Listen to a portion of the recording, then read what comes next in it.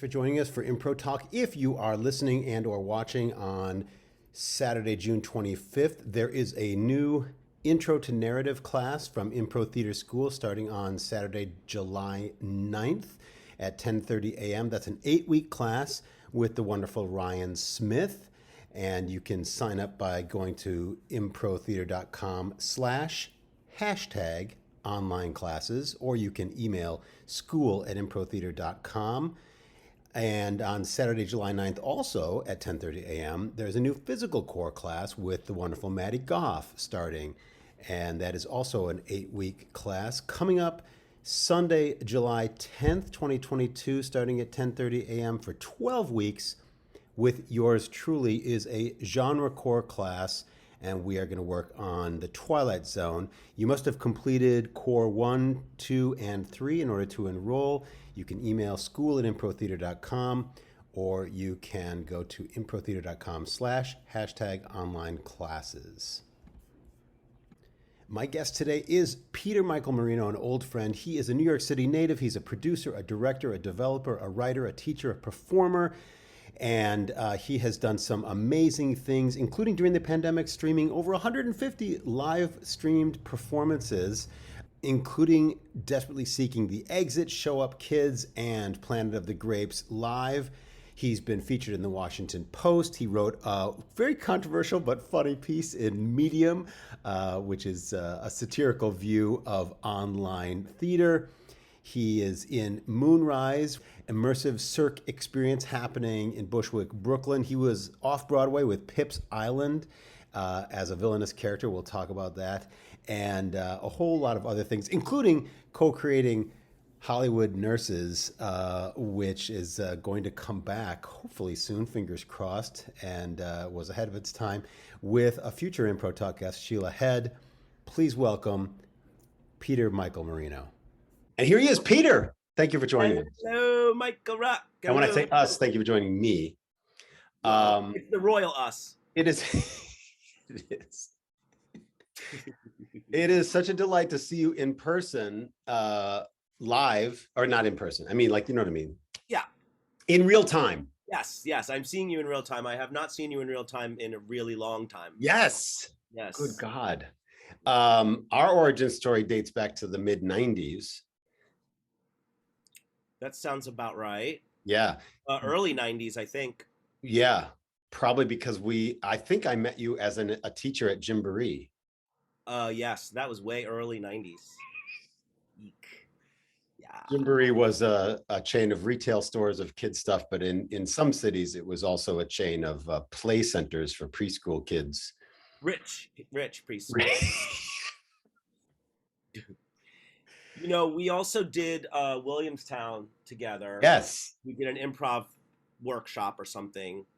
And one of the students in that Williamstown workshop was one of my students when she was 3 years old at Gymboree. Oh, I didn't know that. Oh, it gets better. That girl is Woody Allen's daughter. Oh my God. Like that daughter. Yeah.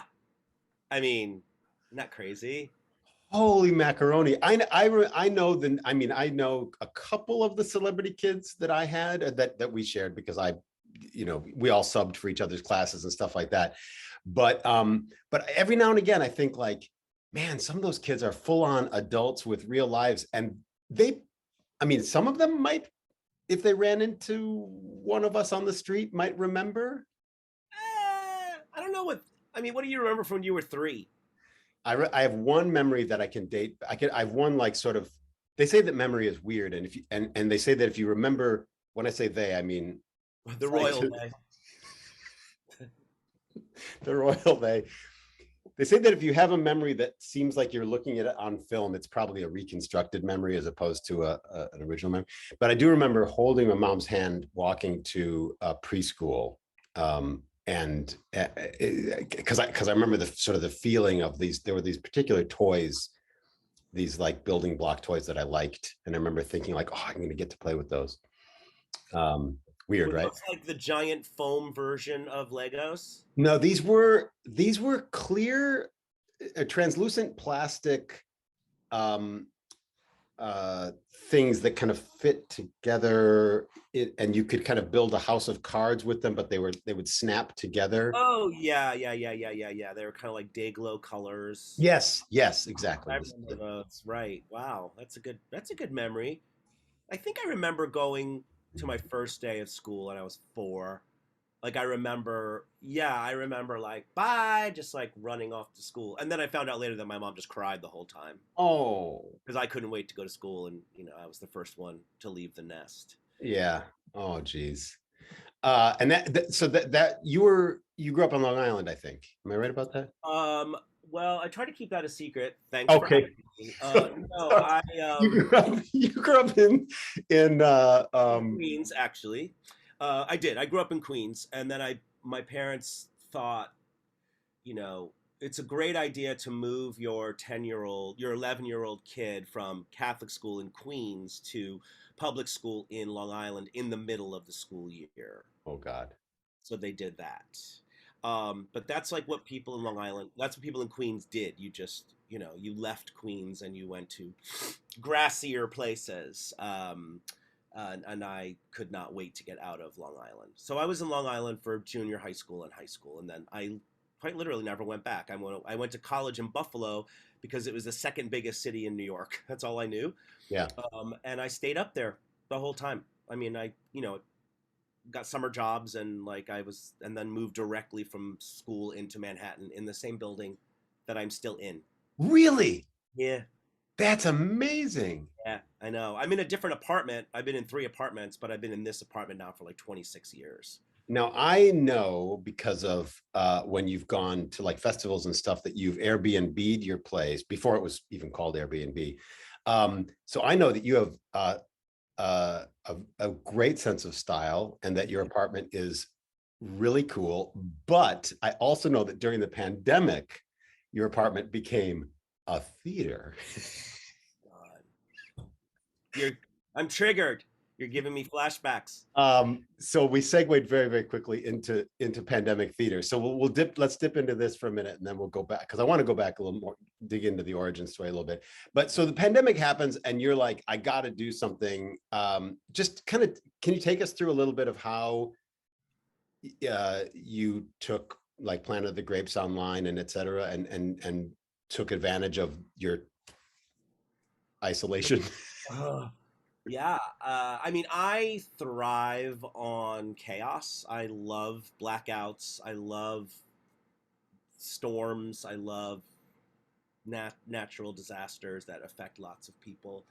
And it's terrible to say I love them, but they energize me in some weird way. I was born during the blackout. I was born during a blackout, so that's first thing. Wow, that's I think okay. that affects you, yeah. In Wyckoff Heights, and weirdly, the job I've been doing since October is 4 blocks away from where I was born in Wyckoff Heights, and down the block from where my dad went to high school in Wyckoff Heights. I mean, it's Wow. crazy. So I'm coming full circle. So this might be the end of the line, as far as I know. If it's full circle, going out back, at least I'm going to go out back where it all started. Yeah, Uh, yeah. so when they announced this lockdown, so about a week before lockdown, there was a theater festival happening on the Lower East Side, and somebody had dropped out at the last minute. I think there was like rumblings of like there's something coming, and the artistic director said, "Hey, do you want to fill in the spot with something?" And I was like, "Yeah, I'll do. I'll bring back this old chestnut of mine called Desperately Seeking the Exit, which is a one-man show, storytelling show that uh, tells a story about how my West End Madonna Blondie musical was made and unmade." And I'm terrible at memorizing lines. So I was like, well, maybe I'll just like, look, it's last minute. I'm just going to read it. I don't care. But then when I got up on stage, I kind of, it comes back. When you do a show 500 times, even if it was 10 years ago, it comes back. So I did the show and, got home and threw the script on my desk. And I didn't move anything because, I live alone. And then pandemic happened, lockdown happened. And I was just like, okay, well, what are we going to do? Oh, I wonder what I can do with this script. So I, started investigating like how do you do this and found this thing called Zoom. and booked, bought it, and I think it was about 10 days after lockdown that I just started doing shows. And it was a storytelling show, so it was pretty easy. It was like you literally had to explain to people like what Zoom was, and you don't need to sign up. You just need to download it, and you can turn your screen off by doing this. It's very funny to like watch. I watched an old little bit of an old recording of it, and it's dogs barking, and just nobody had any sense of like how Zoom worked. So it sort of managed to get press because like nobody else was really doing live theater online yet. And then boom, everybody started doing it. So I did that for a while, and then I had been doing my improvised long form kids show up kids, as well. And of course that was all. I mean, I was supposed to come out to LA. That was Yeah. I had like a Yeah. 3 week run, because when I was out there last, before the pandemic, I did a 2 weekend run and completely sold out. Which, I mean, to be honest, it's very easy to sell a show for families. It's very easy. It's, You were at that place on La Brea near Cantor's, I think. Is that right? it was at the Complex, Yeah. Oh, okay. Yeah, the complex. which is Or not. on, Yeah, it's on Sunset. yeah, it's on Sunset. So I thought, well, all these kids are stuck at home. I should figure out a way to make this incredibly interactive show work in this. So I did what you're supposed to do. I workshopped the show in this format with my director, and like invited kids that we knew to kind of be test guinea pigs. Is that what they're called? Test guinea pigs? I Sure. don't know. Sure. Maybe. Yeah. And yeah, we found that it worked. Kids are better at Zoom than we are. Kids knew how to like unmute themselves and give suggestions. Um, so it just worked, and then it led to like just a regular run online of doing this show from this room. Um, and then it became like birthday parties, and then it became like doing it for schools, like on a big screen in their school, and then they would have a camera on the audience, and you Oh, know that's so cool. it was wild. So I think about a year into it, you could just tell that kids were sick of being on a computer because of school as well, um, going to school online. So I needed to do something else. That's weird. I didn't need to do something else. I I I didn't need to do something else. I spent a lot of time at the beach. Rockaway Beach, for those who don't live near New York, is a 45-minute train ride away. It's a great beach. Nobody goes to it really. It's not like what you see on TV where there's just tons and tons of people. And I went as often as I could, and was just sort of doing a lot of thinking. And I remembered this improv game that we played. We a different Mike Rock. Yeah, with the other Theater Michael, sports, with the Michael other J. Rock. um, called Planet of the Grapes. And in that improv game in theater sports is you compete, and it was like you have to do a whole scene with grapes in your mouth that make you look like an ape, and if they fall out, the scene is over. So that just it always stuck with me, that Planet of the Grapes. Plus, there was a wine store near my flat in London when I was living there called Planet of the Grapes. I hate puns. I hate puns. I love hating puns. So the Tons more of natural disasters. yeah, weird, right? So I don't know. I just kept thinking and thinking about it, and I was like, well, what if it's done like with grapes? What if I do it with grapes, like real grapes?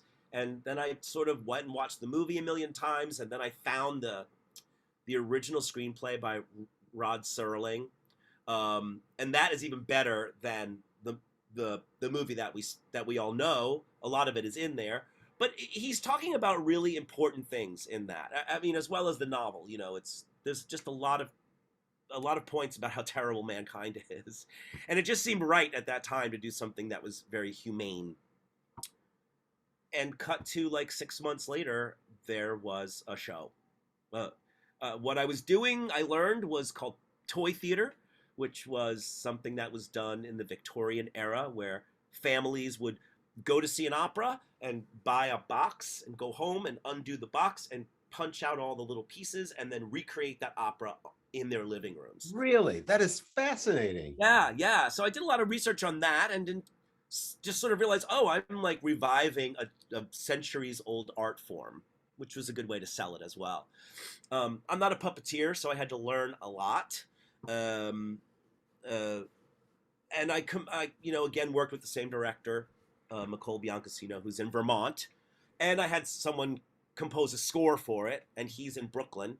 And we were never in the same room until I don't even know, months and months and months Until there after. were vaccines, maybe, or something. Yeah, yeah, yeah, yeah. We did one performance on a stage with a big video screen. It's a very small show. I mean, it literally fits right in Yeah. here. But we blew it up for the audience, and Michael Herron, the composer, played live, and I was on one side doing it. In the middle, you watched it, and we made the realization to Tech that it's the first time we had been in the same room at the same time, and created this show that had played 70, 80 times.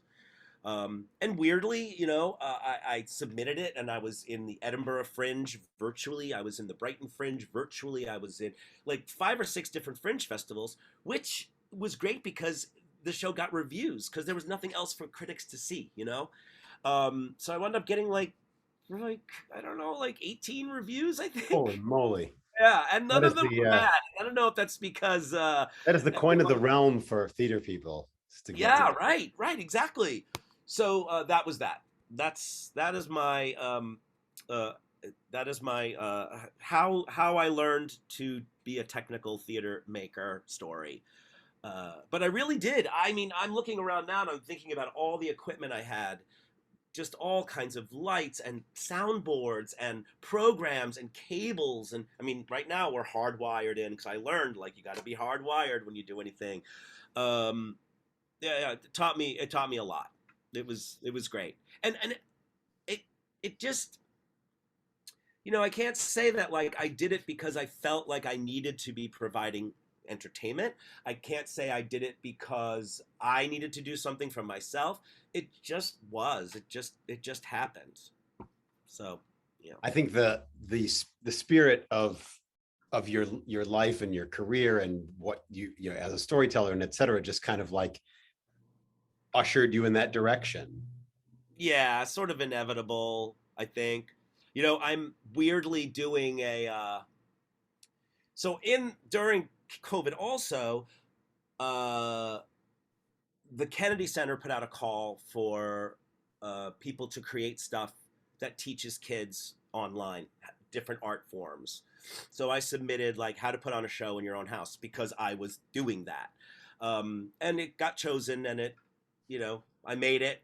I mean, it's very funny to watch it now. I'm in the middle of Times Square with a selfie stick, going Times Square, where the magic happens. There's nobody in it. I mean, it's like a dystopian nightmare. Um, or maybe that's redundant. But so yeah, I shot this whole thing, edited this whole thing. Blah, blah, blah, blah, blah.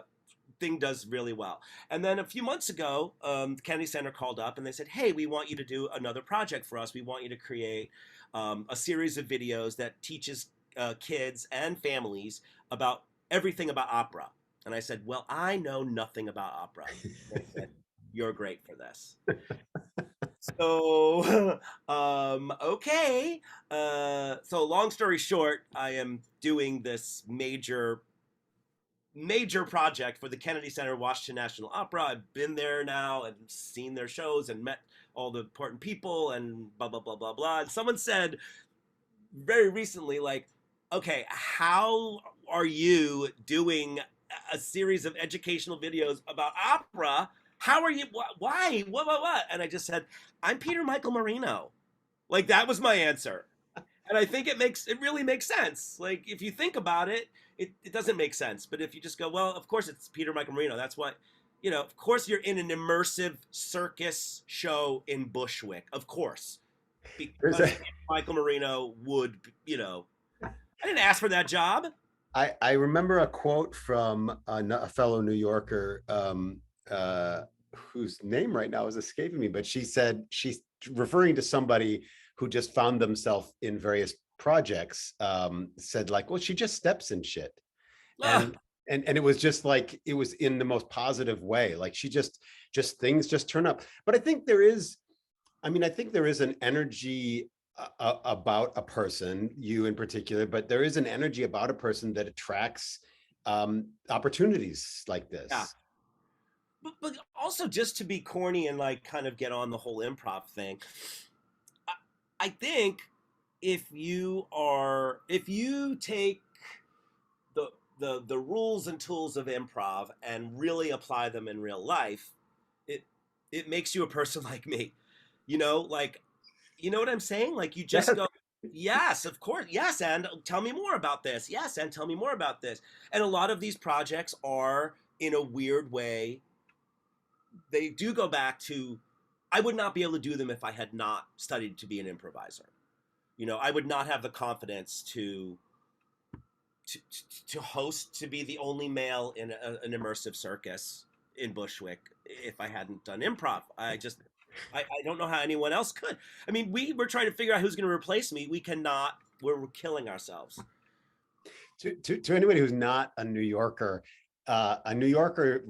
saying Bushwick, it's sort of like saying out in the wilderness. Yeah, It sort of sounds to a New York, to a Manhattanite. It sounds like you're saying like, oh yeah, I was out in the wilderness doing this thing. yeah, that's a good way to put it. Yes, yes. It's like, Brooklyn, like Bushwick didn't have a great reputation for a very long time.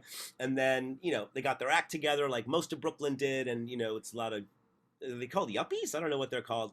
Just young people with dogs. Sure. Yeah, wild clothes.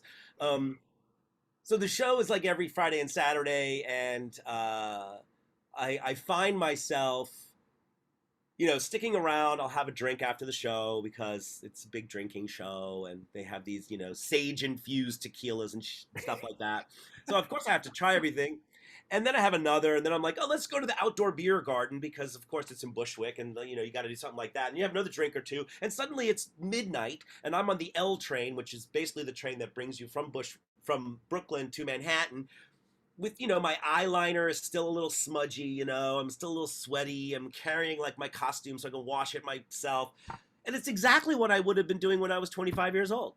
He's Peter's got this almost 1920s kind of ghoulish villainous face about you, right? You've got this, isn't it kind of white face with is this the character that I'm Oh, thinking? you're thinking of Pip's Island. Oh, that I'm was thinking of Pip's character. that was Sorry. But 1920s ghoulish is, that was the last show I did before pandemic. Right. So this is not Moonrise. This is Pip's. That was Pip's Pip's Island. Island. So that Okay. was another weird freaking, how am I in this show where groups of 43-year-olds are coming through this immersive thing. I'm the bad guy. Yeah, Uh, that's not right for. how am I doing this? That's not And it's spectacular. equity. How am I, just crazy. I think you met my niece Anna during Pip's Island, Yes. which is hilarious and weird and small worldish in itself. Yeah. But yes, saying yes to things ends up leading you in weird places, and you're like, "How did I get here?" Okay, well, Truthfully, Pip's Island started as, a friend saying, "Hey, I've been asked to help create this show. Um, it pays no money. We're going to be in a basement in an Upper West Side church for a week, and we're just going to like work shit out."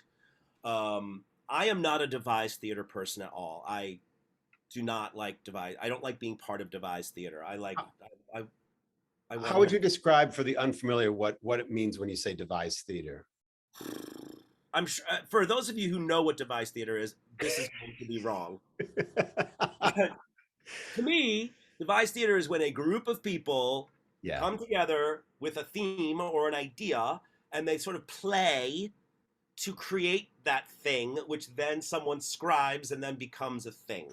Right. So I think of it as an ensemble created invention that doesn't necessarily have rules except that which is decided upon by the ensemble. Yeah. It can cross pollinate multiple uh, styles and modalities and et cetera, as opposed to a traditional scripted play, where they say like, oh, this play is played on a proscenium and it's got this kind of a set and here's the script. It's very you need to follow the script, and etc. And devised theater is much more of an organically created kind of a thing that can change and evolve and morph. Yeah.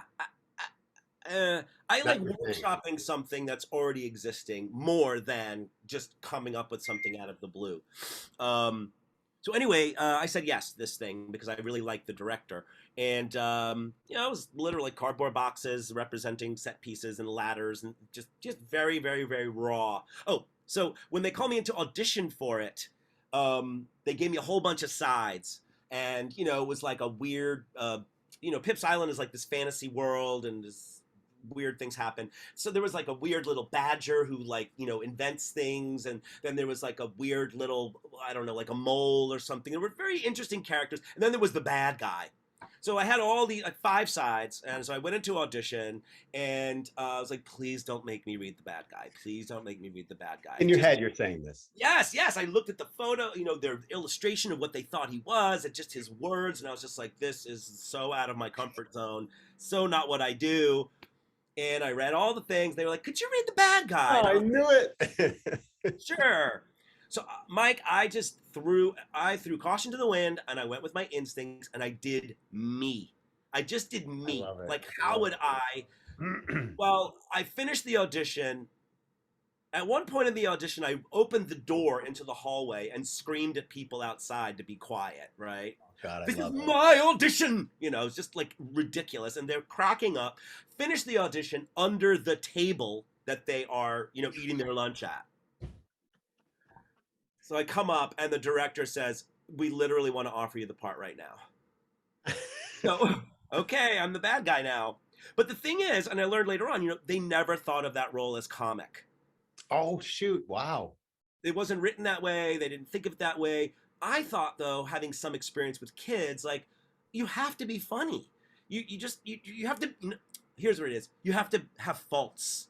You Mm. have to be. You have to. You can be a high status character, but if you're a mean son of a bitch, bad high status character, you better have a lot of faults. And maybe that fault is you're terrified of children. That's going to work really well. Right. It makes you be vulnerable. It gives you chances to do asides and all of that. And 5 workshops later, it suddenly is like a $20 million show with high tech LED, blah blah blah blah blah blah blah. Yeah, Wow. Amazing. Where is it now? yeah. Or is it, oh, okay.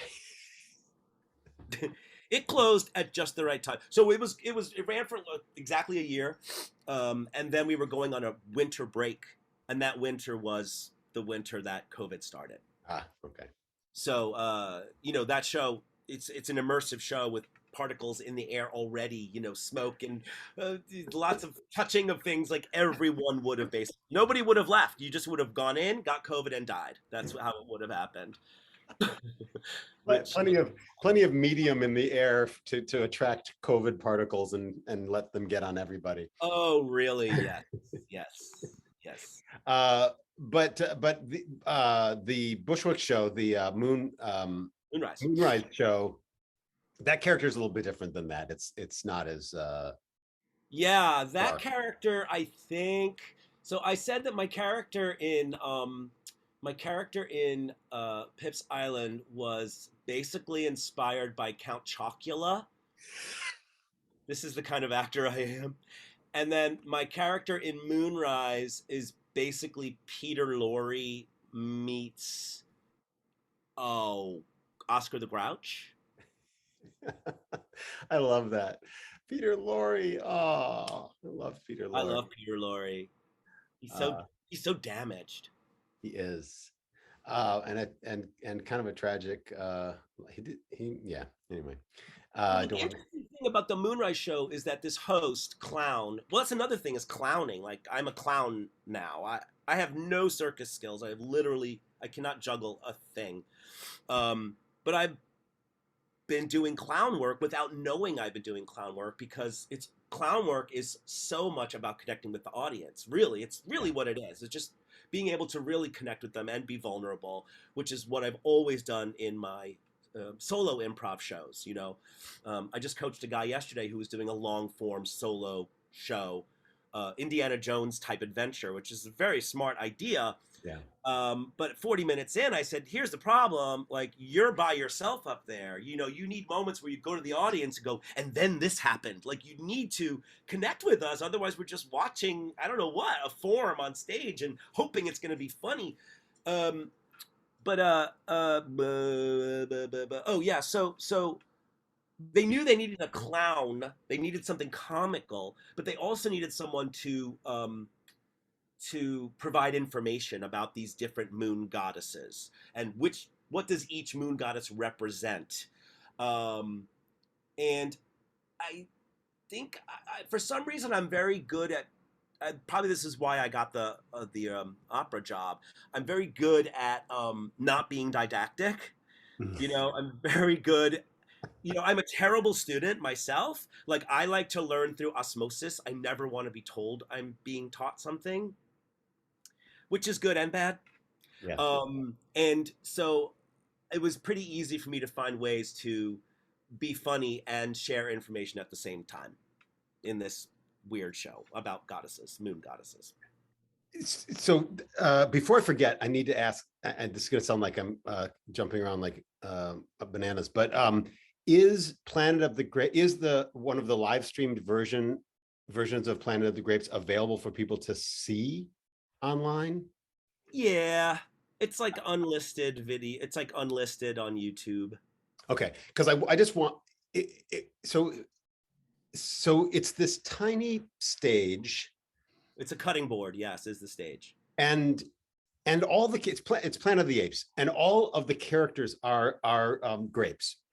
The Not apes, all, but all the apes are grapes. All the humans are corks. right. The apes are grapes, the humans are corks, which is so genius.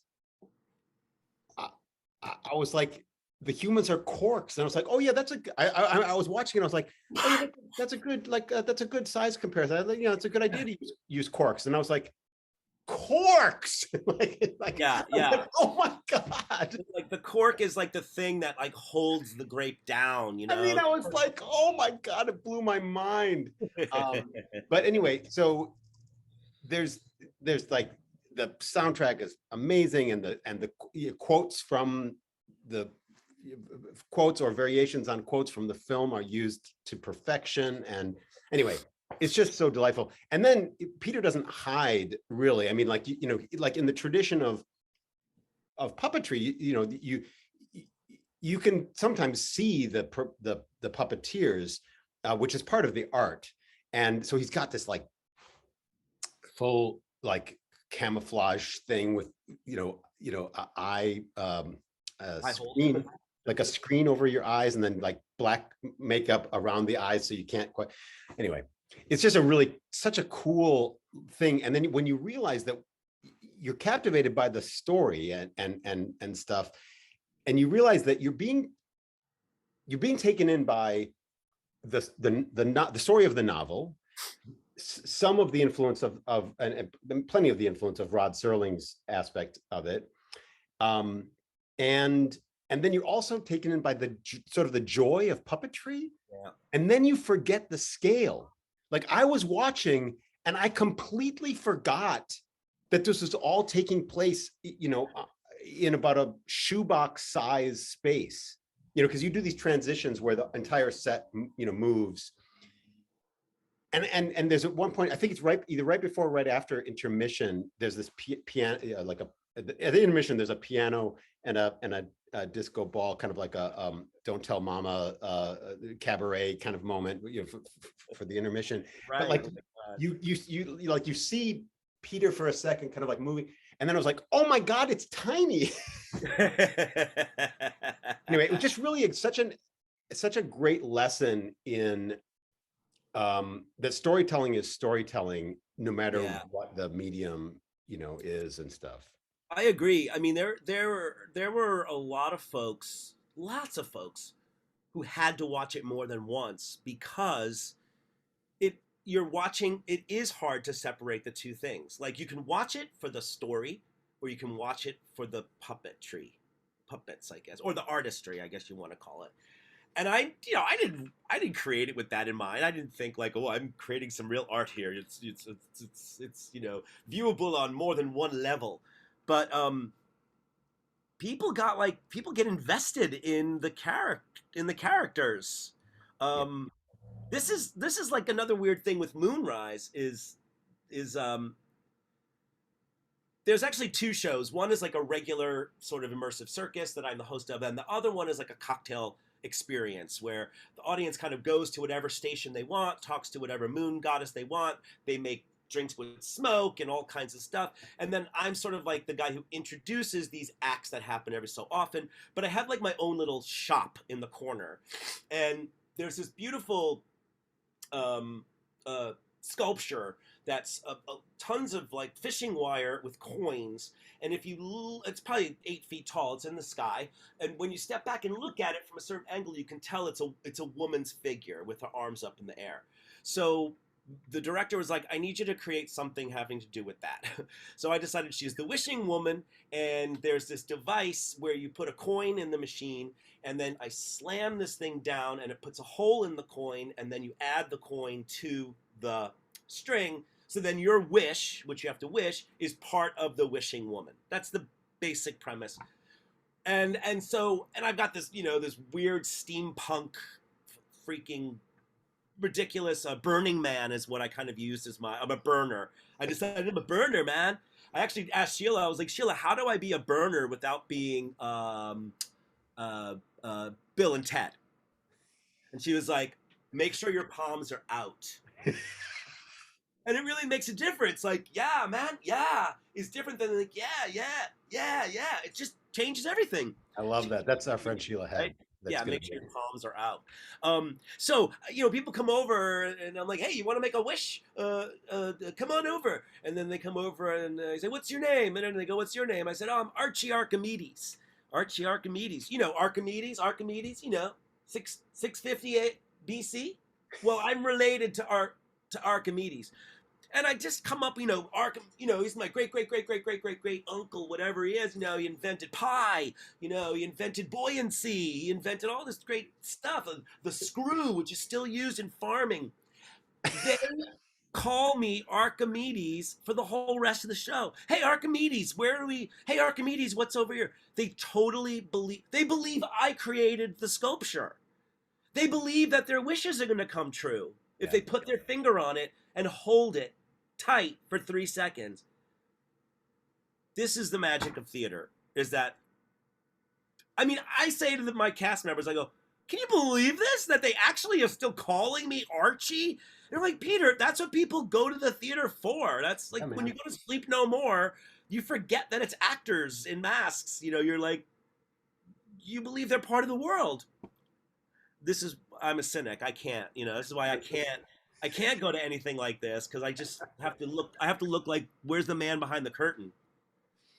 Well, but that makes you in a perfect position to be one of the creators, because that suspension of disbelief thing makes you, your place on the continuum of suspension of disbelief, pure skeptic versus pure believer, makes you want to understand how the machine works, and then you get behind the machine, and then you're like, oh, I'm operating the machine. Yeah. And you stepped into another show, which is great. It's great for people who go to theaters to have someone like you at the controls, because you're the one who's like, all right, I really have to work extra hard to make this, to pull this off, and convince them. You think about like when you see a Broadway show and there's like a really bad guy, like one of the Disney shows, and there's the villain. They come out for their bow and the audience boos them. It's an actor.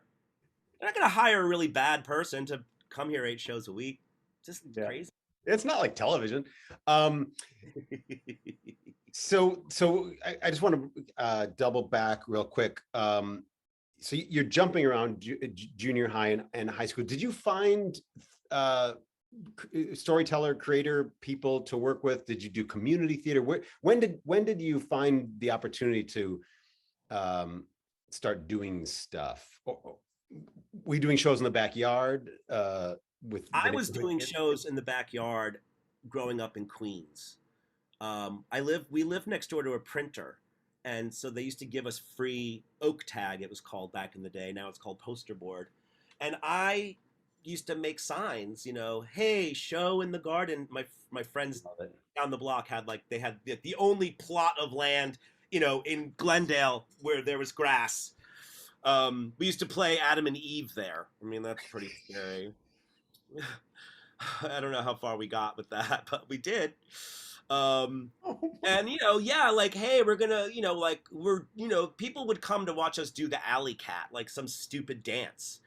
But like, I had no exposure to the arts at all as a kid. I never ever. The only time I ever saw anybody on stage as a kid was, this is how old I am. But back in the day, I remember going to the Oasis movie theater in Ridgewood, Queens, and to see like a Disney summer, like they would do like Herbie Rides Again with Cinderella, like a live and a cartoon.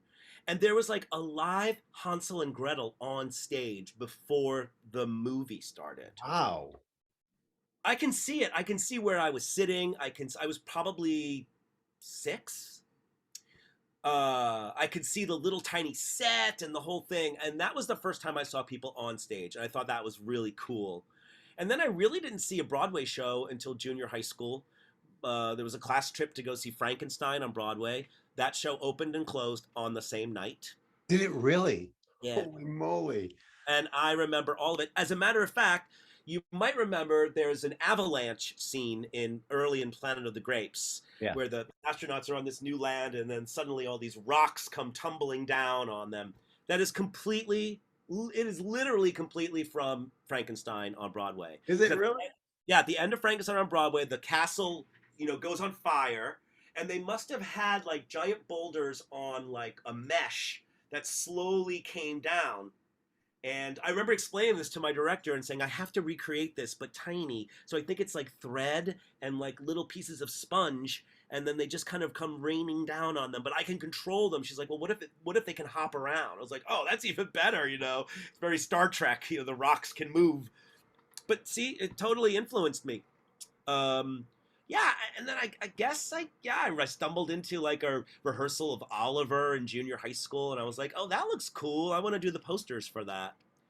Um, and then yeah, somehow became the kid in high school who was like directing shows and acting in shows, and You were. yeah, I Uh, was. so directing original things or directing like traditional scripted things that were just in the drama library or something. Oh, well, I decided that it was important that we do a children's show so that we could get out of school every day. So I In your decided, blood. yeah, I decided to do Jack and the Beanstalk, and cast it and directed it, and we got to leave school every day to go to the elementary schools to do Jack and the Beanstalk. I also co-created something called SoloCom, which was, so my high school was just 3 grades, 9, 10, 10, 11, 12. And solo, no, not SoloCom, I'm sorry, it was called Theatricomp. Theatricomp was a competition where the 3 different grades put on a one-act play in the same night, and then alumni came back and judged them, and then they'd give out awards for best actor, best actress, best show. Blah, blah, blah. Remember, we did like the Happy Journey to Trenton and Camden by Thornton Wilder, and like we had to cry in it.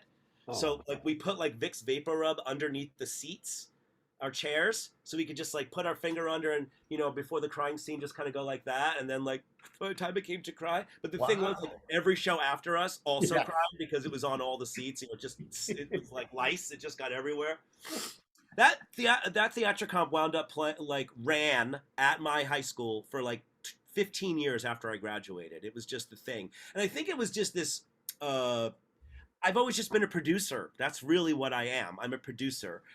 Producers. For those of you who don't know what a producer, it simply is somebody who makes things happen. That's really all it is. Like Yep. Mike is producing this series of videos. He made it happen. Gets finds the people, gets the time, uploads it, all that stuff. And I really like that. But I am not a money person. I'm terrible at math. I don't come from money, so I'm not that kind of producer. You're the make it happen nuts and bolts put it on Yeah. its feet kind of producer. Yeah. Yeah. I looked up Frankenstein. John Carradine and Diane Wiest were in that production Yes. that It was lasted a while. amazing. I love the fact that you did a show during the pandemic that had an element that was influenced by a Broadway flop that came and went in one night from like, decades earlier or something. That's just amazing. And that scene of the rocks falling is such a great little moment. You did when you moved to when you moved from Queens, then to Staten Island, then to Manhattan. Do I have that Queens, right? Long Island, Oh, Buffalo. Long Island, not sorry. Yeah. Oh, Buffalo, right? Buffalo. So at college, what was your creative life like? Did you manage to do some theater and Well, stuff like that? yeah, but I went to college. I picked Buffalo State because it had a theater design program, a graphic design program. Both of those were what I went for. I Picturing wanted to you, be I yeah, wanted to be a set and lighting designer. yeah. I'm picturing you walking into the graphic department and saying like, "This is oak tag, you guys." Uh, I freaking loved it. I mean, color theory, I could spend my life looking at colors and talking about color theory. But like lighting, same with lighting. I'm very good at like choosing colors and creating looks and stuff, but terrible at math. And back then, you really couldn't we didn't have computers. right. So if you wanted to design the set for anything, you had to know increments and you had to really, you don't have to do that now, but I got frustrated with it because I was so bad at math that I couldn't make my visions, I couldn't make them realize. Yeah, you didn't have a producer to actually tell your stuff to, and then they would say, "Oh, well, this is what we have Yeah. to do to put it into." Yeah, yeah. So then I just, I acted in stuff. I thought I was going to be, I freaking tried to get into graduate school at Yale and Harvard, you know, going in there I'm, la- doing my I'm Hamlet laughing that monologue. I'm laughing that you think it would be absurd because it wouldn't be, but I'm laughing along with Oh my God, I think the it's then absurd. you. Looking at it now, I think it's absurd that Yeah. I went in there even thinking Well, because you'd I still thought be paying off the debt.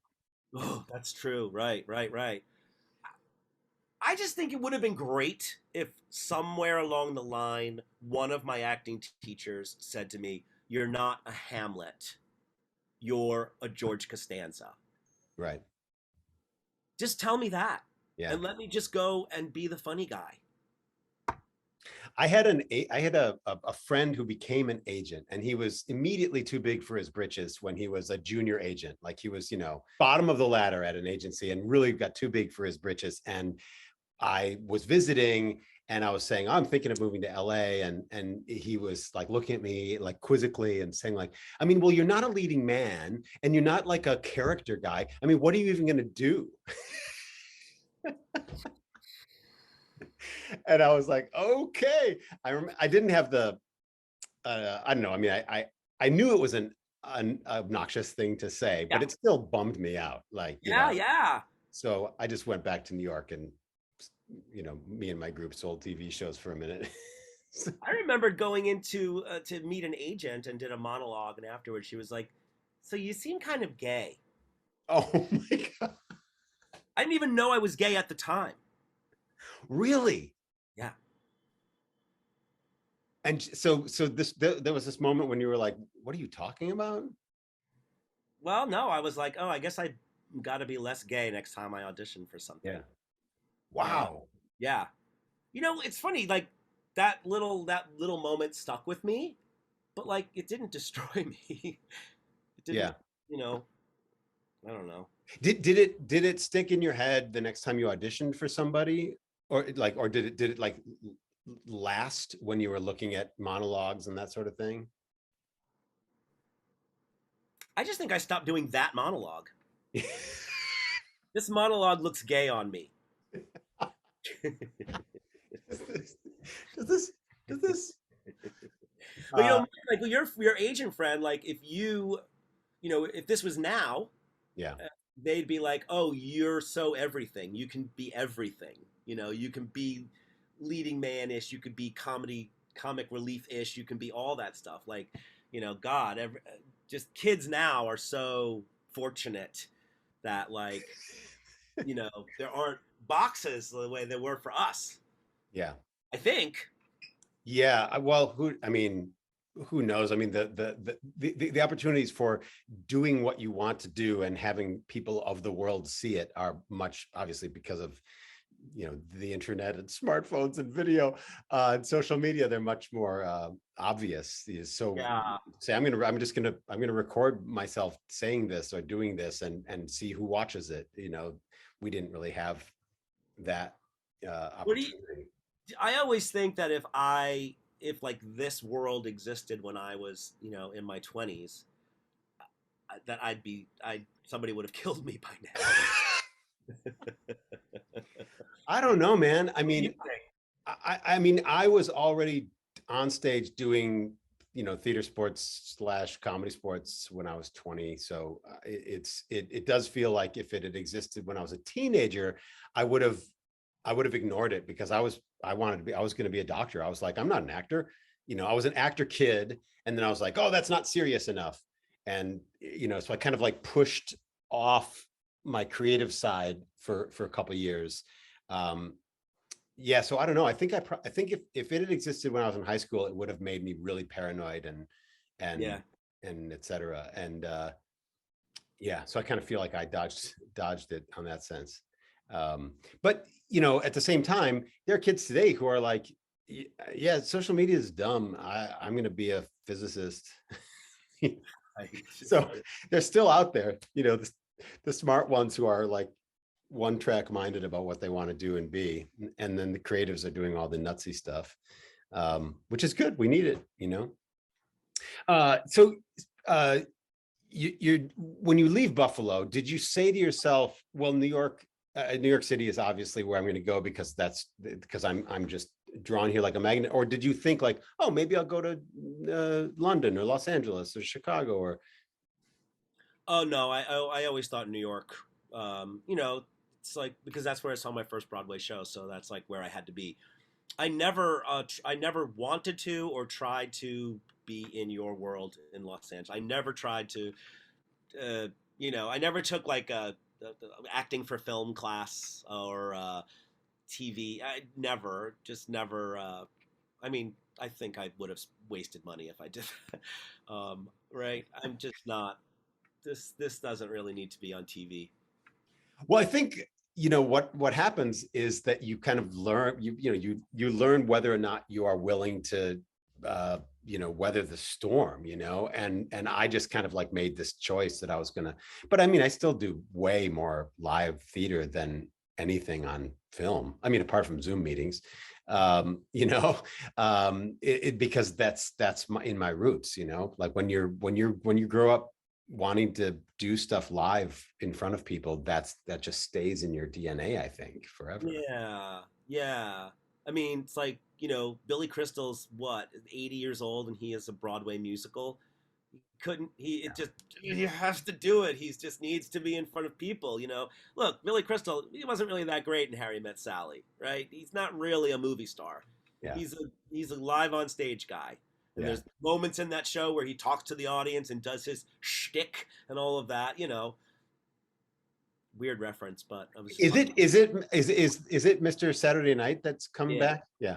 yeah. Um, so Sheila Head is going to be a guest, our friend Sheila, and the two of you created a show called Hollywood Nurses, and it just had a run.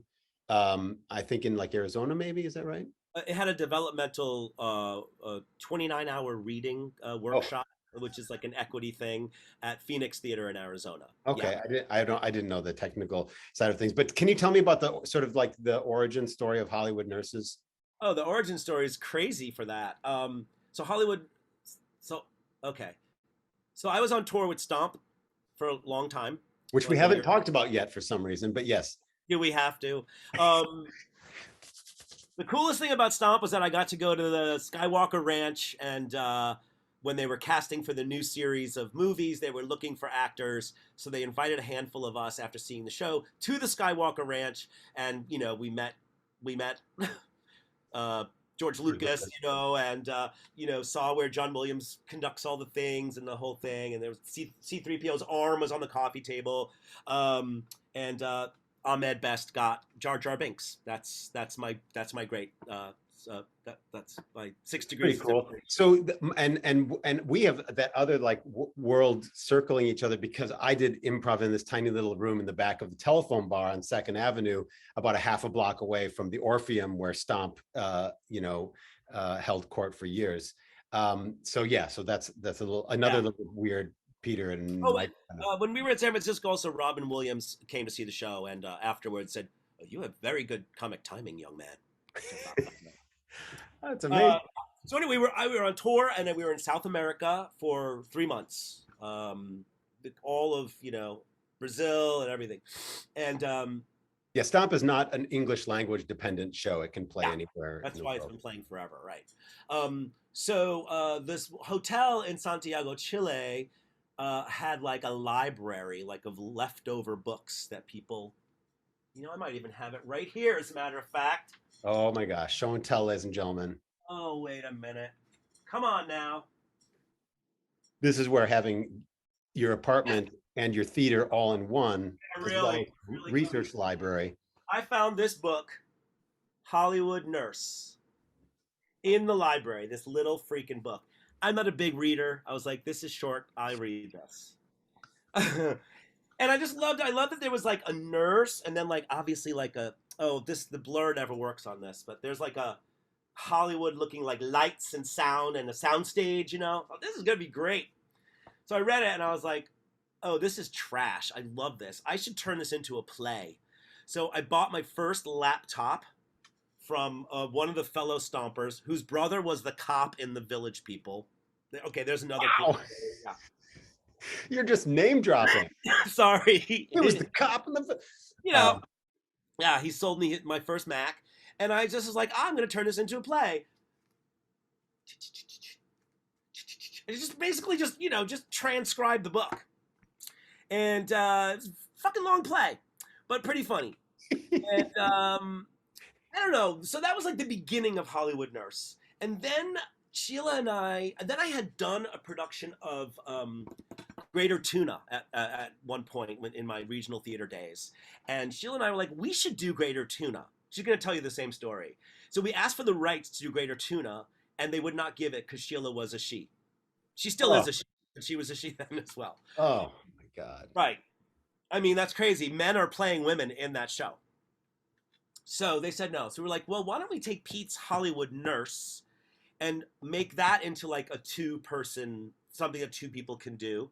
And it just sort of evolved into one of us finding out about these lesbian pulp novels and going, what if we really sort of go in a whole other direction with this? And then we just both got obsessed with lesbian pulp novels. They are so trashy and so rich and so really moving, as a matter of fact. They're beautiful. You get very hooked to the characters, and you really care what's going to happen, and they're salacious, and then at some point we did like a production of it as part of a little festival in New York that did pretty well, and then we found a different director, because the first director is somebody that you know and I know as well, who didn't really seem to be the right person for it.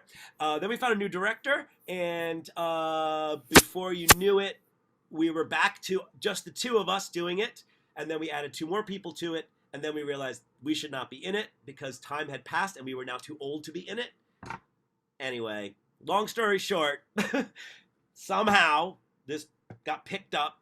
I had a friend who worked at the Phoenix Theater, and I said, hey, you want to pass this along? And they did, and they had a meeting, and boom. So now we're waiting to see if they're going to add it to their season. That's amazing. Go ahead. First read-through we ever had of Hollywood Nurses was a week after 9/11. Oh, my God. That's how old this thing is. And I remember, it was the reason why I remember the 9/11 is because there was a scene in it where the hospital explodes and people were running for their lives. And we were like, we cannot have this in our play. Oh, my God. Yeah. Wow. I love that it's having a, it's uh, on the burner for a possible revival at the place called the Phoenix. Oh, Hello, you're way hello. ahead of me on that. I'll be honest. When we were working on it, up until about 10 years ago, trying to get it out there in the world, it was like this is so relevant. This play is relevant. It's all about people in the closet, and there's electroshock therapy, and people hiding their passion, and people finding themselves. It's just very relevant to now. And then it was like, oh, it's not that relevant anymore. Like everybody, And then Florida happened, and Texas happened, and we were like, oh, our play is suddenly more relevant than ever. Oh So my God, yeah. yeah, yeah. Sometimes things have to strike at the right moment. What is it called? Touchstone moment. That That might be a thing. And we're still in June. It's still Pride Month, so it's important for it to kind of have a you know yeah, have it something. have its day. I really want Hollywood Nurses to tour the country and and blow up. Yeah. Well, I really want it to be like a HBO series. Oh God, that's terrific. Yeah. It's got what's his name written all over it. Who's the guy that does all the stuff with like the same actors all the time? Uh, Does he um, watch this show? What's his name? He does like uh, big. Ryan, I think. Yeah, Ryan. Some. Wow. Wow, we are really not. I'm gonna have to do a little bit of Wow. editing. I'm gonna do great. This is gonna do great because I can't even think of the name of the person who I want to pick up the show. That's how dedicated I am. What? We're gonna think. I'm gonna He edit did this, and like the Betty Davis one, and he did like the one about the guy who murdered Versace, I Ryan think. Murphy. Yeah, Ryan. It's a Okay, Ryan so let's Murphy series. let's do a little more. We're gonna clean that part of. Clean. It's not funny watching us struggle. It Is that is. what comedy is? It is, but it's also embarrassing. You want to Well, leave it? we're human. Yeah, yeah. It is a perfect Ryan Murphy series, though. That's exactly true. Um, let's hope that Ryan Murphy tunes into Impro Talk. Yes. So is your life being taken up by not taken up by, but is your creative energy being taken up by your Kennedy Center endeavor, or are you also simultaneously working on some PM squared magic also at the same I time? am I am not. It's yeah, summer's like really important to me to like recharge. And when the Kennedy Center said like, oh, the deadline is September, I was like, it's gonna Yeah. take summer. Um, no, but I am going to Vermont in a couple of weeks to sort of brainstorm ideas with Nicole Biancasino, who's directed my last three shows. I think, I mean, I always come up with the most non-commercial things. Um, so this non-commercial thing that I've really been thinking about for a long time, of it involves putting people in a karaoke room together.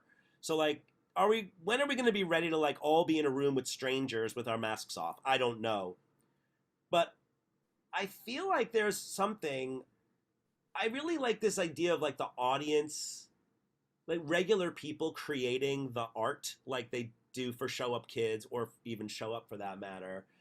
And I had this idea that like people come into a karaoke room and we're going to create the plot for a jukebox musical together in 1 hour. Oh, that's fantastic right there. Right? Yeah. I think there's something there. It's called Karaoke Jukebox Musical Hell.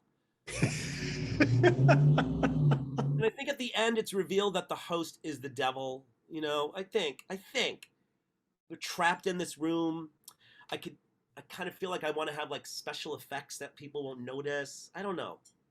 I don't know enough about karaoke, and also I don't really want to be singing, and also I hate musicals, so I don't know why I'm going to do It this. really sounds like you're perfect for it.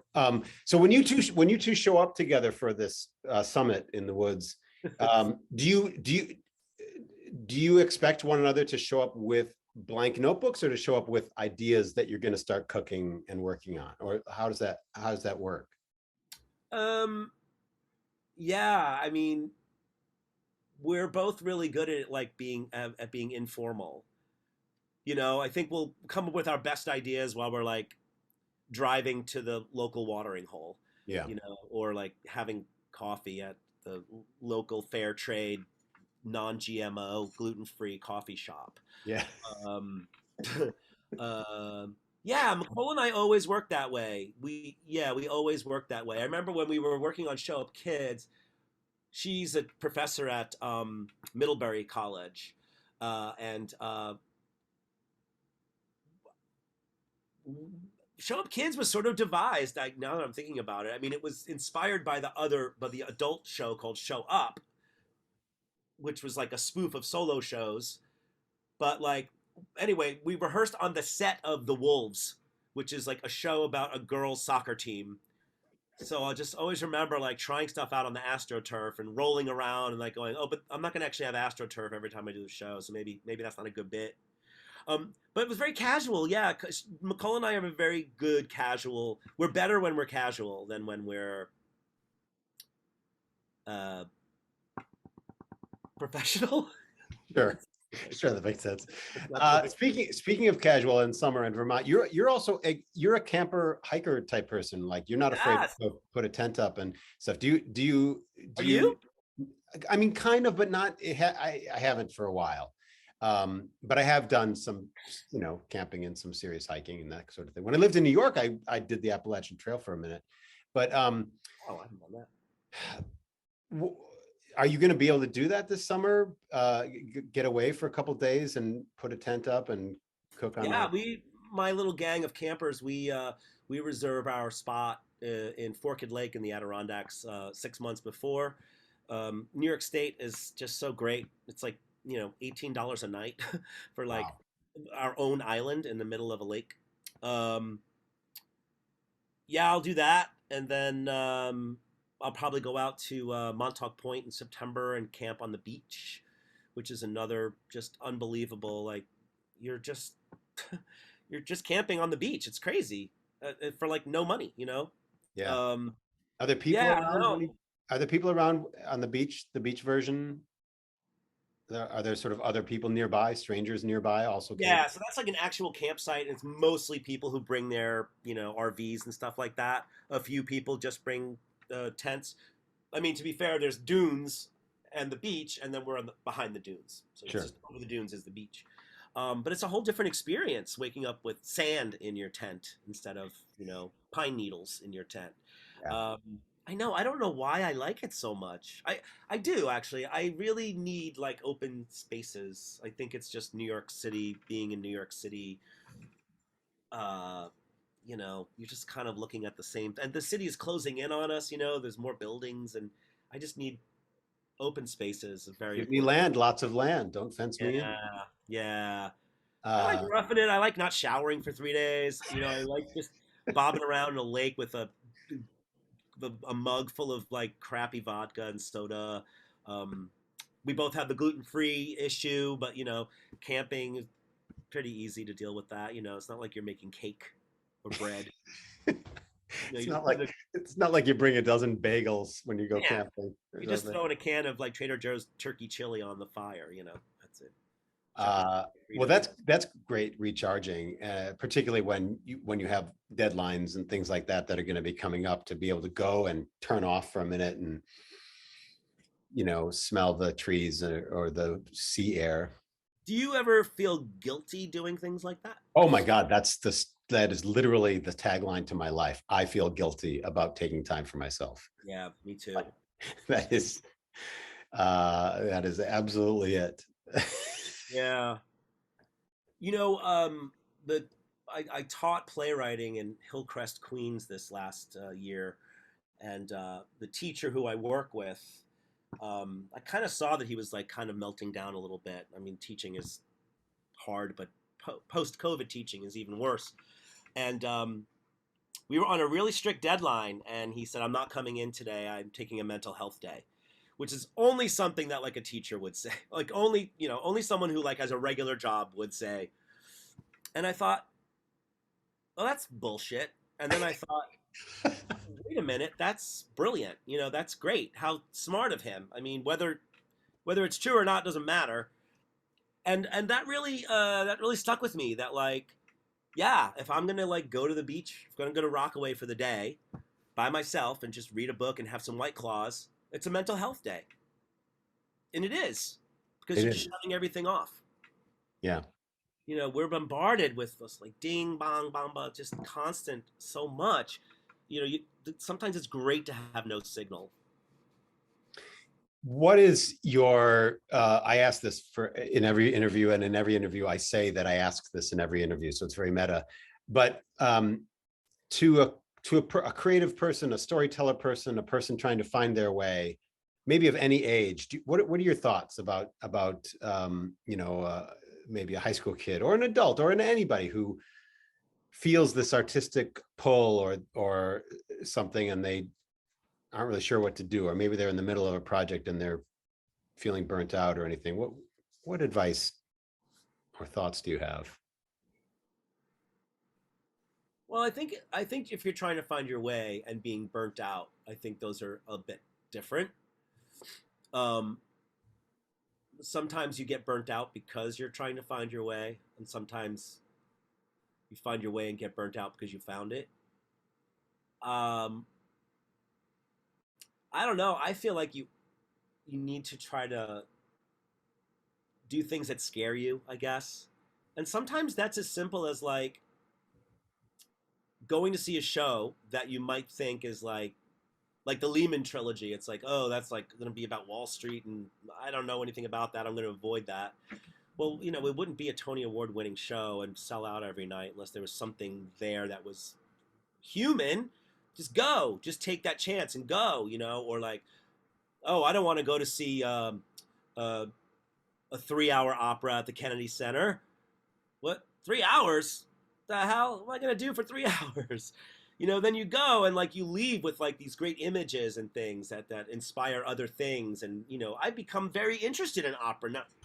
I'm currently reading this book. As a matter of, once again, we can't see it because of my I think if you tilt it and get it sort of closer, we can. It's afraid of opera. Who's Oh yeah, afraid of Who's opera? Afraid of Opera? I love it. Excellent book. Like someone's like, "Oh, you should read this. It's hilarious." I was like, "Oh, really? A book about opera is going to be hilarious?" It really is. Um, yeah, doing things that scare you or that you think. I mean, I feel this way about a lot of our peers. That like just don't go out to see that 1 hour comedy improv show because they think it'll make them feel like I'm not doing enough, like I'm not doing that, or that it makes them think, oh, I've done that. It can't possibly be any better than what I remember when I did it. Just go. You never know how things might inspire you. I think going on trips. The Artist's Way has a great little thing. That's a book that we all read when we first got out of college, right? Julia Um, Cameron. they have a thing called go on a date with yourself. Yeah, Go do something like that you would not normally do. So for me, that's like go to a museum. I normally would not go to a museum. And I learned I like going to museums when I'm by myself. I don't like going to museums when I'm with other people. I don't want to be on their schedule. yeah, Um, yeah, just be exposed to as much as you possibly can. that's great advice. Thank you. People should also look up your Medium piece. Um, I don't want to watch your online theater show. Um, People really didn't get. I don't understand how somebody could read it and not know that it's tongue in cheek or sarcastic or however you want to say it, facetious, but it's very entertaining. It's sort of particular to the pandemic, but it still works. Um, Peter was in the middle of doing a million online theater shows. Wrote this piece about uh, I don't want to watch your show online. So great. I still wonder Well, about all of that. I really wonder, like, the big word was like accessibility, accessibility, accessibility. I don't know if like people are taking advantage of the accessibility now. When a show is, when you're, a lot of theaters now have cameras built into the theater so that they can live stream stuff. And I don't know if people are taking advantage of that. And I don't mean people that are disabled. I'm talking about abled people who just don't want to get off their asses and go somewhere or be around people for that matter. Um, I'm hoping, that like that was, before pandemic we just went to see stuff, and then pandemic was like, well, we're watching it on our computers, and then whatever we're called now, slushy, brackish pandemic, uh it's we're back to live, so that's all that matters is live. I'm feeling like the next phase will be this, like, hey, remember that thing when you could just watch a show that's happening, a Hollywood Fringe show? I'd love to be able to watch a Hollywood Fringe show on my television. And that was the other thing too, is I felt was really important. When you bought a ticket for Planet of the Grapes, you got instructions on how to watch it on your TV. Because if you can watch a freaking show about dragons week after week on your big TV, you could certainly watch a show about grapes. yes. It's just people thought like, oh, I just don't want to be in front of my computer. You're not. If it's on your TV, you're not. This is why we spent the money on the high def, This folks. is this is why people cast from their phones and their computers to their television screen in order to be able to watch anything. Yeah, I'm with you on that. It's Sounds better. also for people who are trying to make things for online and for an audience that has discovered us online as teachers or as performers. It's we are in this brackish period of the pandemic where people are less inclined, like Peter just said, the stuff is happening live in a lot of places, so people are less inclined to you know go to the online thing, which is frustrating. Yeah, especially stuff that's live. I mean, that's what makes it exciting. That's why I rarely made Planet of the Grapes available not live. The live part is what's like, when you're talking about like how you could see me in it. You know, we learned after a few shows, like, it's important that the audience, that I look at the, that you can see my eyes every so often through the mask, and to have this big reveal at the end, um, and have things go wrong Yeah, to the point where we actually like staged things to go wrong. yeah, yeah. You Because had it's, you had a technical difficulties screen or something. I can't remember yeah, what it was, but there was like a please stand by yeah, thing. totally staged. Uh, yeah. Okay. Well, we could get into the whole thing, but I'm we're over our time a Yeah, little you and I are basically just having a reunion on other bit. stuff. PeterMichaelMarino.com. No, petermmarino.com. Oh, excuse me, Peter M. Marino. I'll put it up on. I'll do a thing. Uh, what they're called. Plug A thing. I'll do a thing. thing. And and you have. Let me. Oh yeah, one before we go. Can people find, like, you teach workshops and things on how to do a show, how to produce a show, how to do marketing, and how to take your show to the Edinburgh Fringe or whatever. Is that a thing that people have to catch while you're having signups live, or can people like subscribe to a pre-done video? Is it interactive, or is it like a video series? Yeah, I really, really like to have. The thing the Edinburgh Fringe one has to be done. You have to be able to ask questions. Yeah. But I didn't do that this year because I'm still feeling a little iffy about the Fringe. Like, I can't, in good faith, recommend that someone do it this year, just because who knows? Yeah, this coming year will be the first year back after the first year Yeah, with live, I think. yeah, yeah. And cases are going up quickly in Scotland right now, literally right now. Um, and the press release one, I've been asked, can you just record it? I don't know. I guess it just goes back to being a theater person. I just feel Yeah. like yeah, I'm doing it for you, but I guess the part of it is for me the joy of watching you learn and watching you ask questions, and also, like, a question that you ask might be really relevant to someone who's afraid to ask a question. Hmm. So the great thing about Zoom is, like, I don't have to clean my living room anymore. I can have people who don't live in New York anymore for all of these workshops. I could just do it here.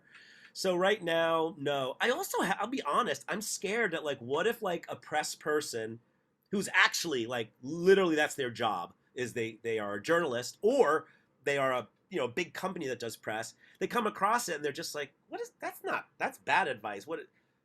I'm doubting myself, Yeah, I know, it's crazy. I wouldn't even watch it. Like, why would they watch it? They already know what they're doing. They wouldn't. They Um, wouldn't. I don't want to ever take money away from an independent press person, but, like, sometimes people don't have $3,000 to pay someone for their 3-week non-equity run of You're a Good Man, Charlie Brown, um, which sounds great, by the way. Um, so I think it's important to help empower people to do their own press, and I try to make my whole thing is this: look, there's all these journalists out there who are looking for content. You are providing them with a gift, as opposed to what we always think of as artists is we're always asking, look at me, hear me, I want to be seen, hello, knocking on the door, open. This is like, hi, I've got this great thing for you to write about. um, I wish I could take my own advice sometimes.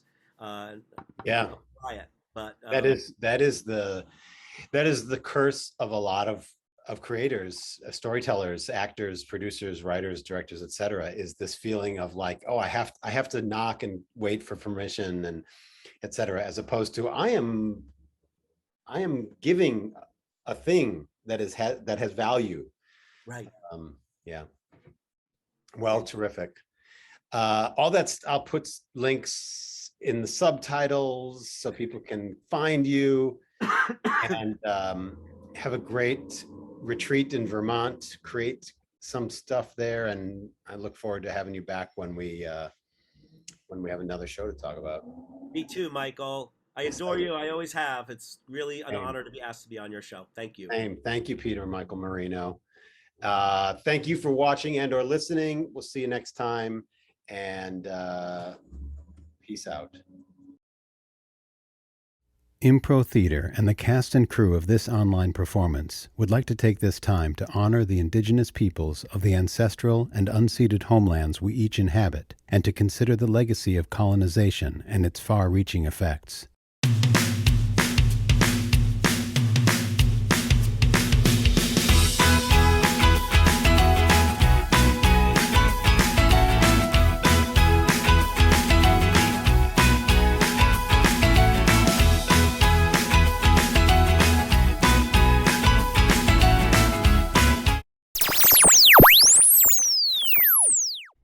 Peace and love. Thank you for being with us.